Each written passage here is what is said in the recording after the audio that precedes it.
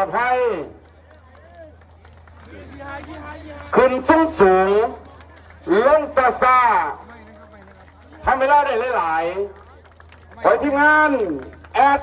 เทวดาบังไฟลานจงโชคดี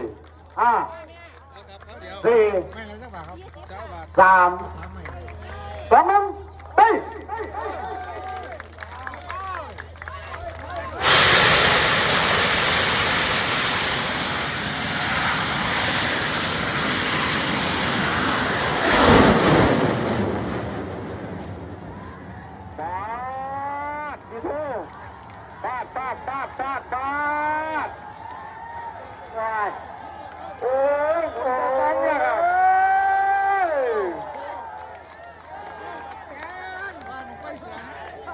มาเกินงามครับแต่พี่น้องขอเสียงตบมือหน่อยครั